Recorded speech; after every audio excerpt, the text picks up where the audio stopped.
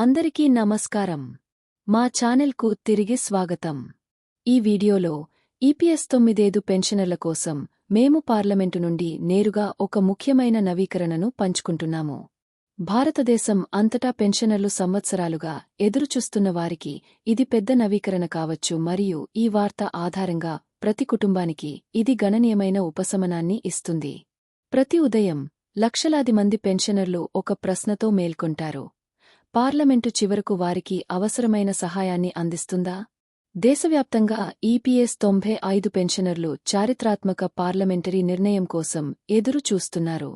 July 24, 2025న కార్మిక మరియు ఉపాధి శాఖ సహాయ మంత్రి రాజ్యసభలో స్పందించినప్పుడు ఉత్కంఠ గరిష్ట స్థాయికి చేరుకుంది.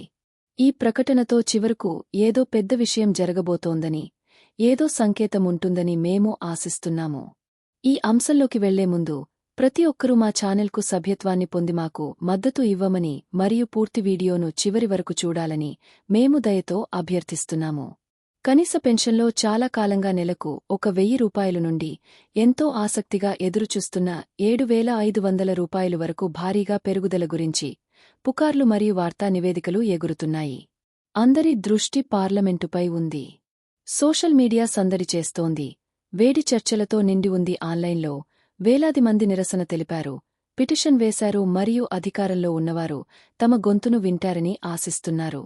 కాని పార్లమెంటులో తెరవెనుక నిజమేమిటి? అపారమైన ప్రజా ఒత్తిడి మరియు లెక్కలేనన్ని భావోద్వేగ విజ్ఞప్తులు ఉన్నప్పటికీ ప్రభుత్వం ఇంకా అధికారికంగా ఈ దీర్ఘకాలంగా ఎదురుచూస్తున్న పెన్షన్ పెంపును ఆమోదించలేదు.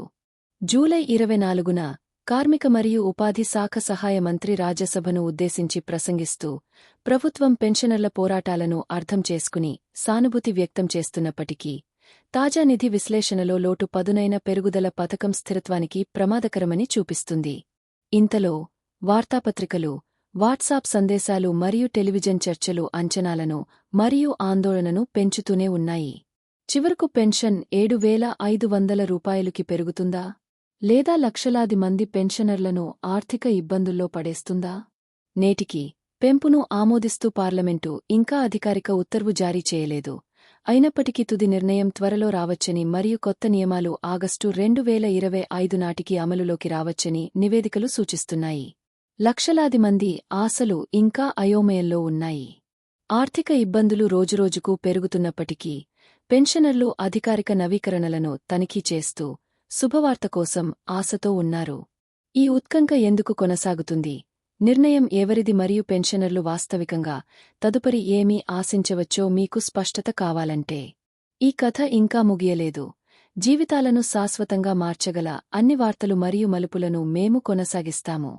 వేచి ఉండండి మరియు మీ ఉత్సాహాన్ని పెంచుకోండి, ఎందుకంటే ఈ పార్లమెంట్ సమావేశం లక్షలాది మంది పెన్షనర్లు ఎదురుచూస్తున్న సానుకూల మార్పును తీసుకురాగలదు. దిగువ వ్యాఖ్యలలో మీ ఆలోచనలను మాకు తెలియజేయండి. ఈ వీడియో చూసినందుకు ధన్యవాదాలు.